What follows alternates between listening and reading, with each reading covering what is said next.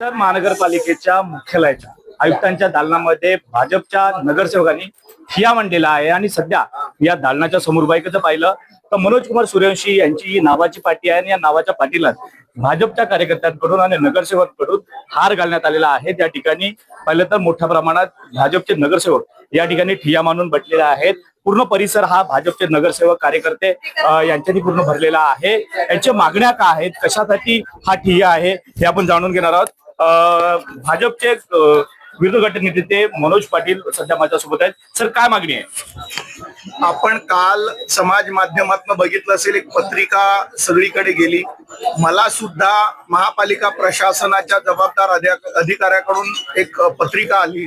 त्याचसोबत माझ्या घरी छापील पत्रिका महापालिका प्रशासनाने पोहोचवली। या दोन्ही पत्रिकांमध्ये या ठिकाणचे स्थानिक आमदार आणि खासदार, त्याच पद्धतीने पालकमंत्री यांचा कुठेही उल्लेख नाही। या ठिकाणचे स्थानिक आमदार राजन नाईक यांचा अत्यंत खाली आणि छोट्या स्वरूपामध्ये उल्लेख केलेला आहे। हा सगळा जो कार्यक्रम आहे हा महापालिका प्रशासन म्हणजे सरकारी शासकीय कार्यक्रम आहे। असं असताना राजशिष्टाचाराचा पायमल्ली करून आणि विद्यमान लोकप्रतिनिधींचा जाणीवपूर्वक हेतुपुरस्सर अपमान करून त्यांचा राजशिष्टाचार भंग केलेला आहे।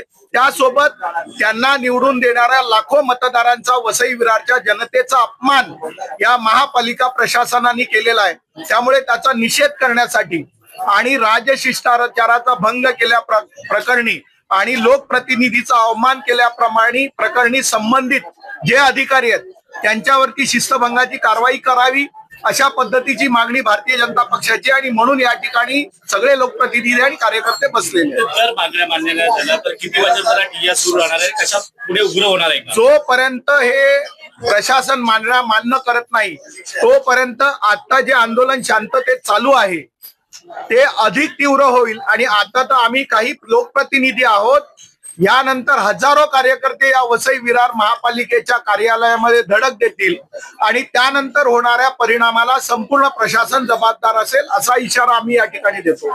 नक्कीच आता माझ्यासोबत जिल्हाध्यक्ष आहेत। ताई, काय सांगाल, किती वाजेपर्यंत ठिय्या सुरू राहील आणि कशा पद्धतीची मागणी राहील? जो लोकप्रतिनिधींच्या नावाचा त्यांनी प्रोटोकॉल जपलेला नाहीये, त्यानंतर ज्या पद्धतीने ती पत्रिका बनवलेली आहे चुकीची आहे। संपूर्ण मतदारांचा, जनतेचा हा अपमान आहे। ज्या मतदारांनी लोकप्रतिनिधींना निवडून दिलेला आहे त्यांचा हा अपमान आहे आणि त्याची विचारणा केली असताना आयुक्त सांगताहेत की हे महापालिकेने छापलेलीच नाहीये पत्रिका, त्यामुळे ही ज्यांनी छापलेली आहे तुम्ही त्याविरुद्ध पोलीस स्टेशनला एखादा कंप्लेंट करा, FIR तुम्ही करा आणि कोण दोषी आहे त्यावरती तुम्ही कारवाई करा, ही आमची मागणी आहे।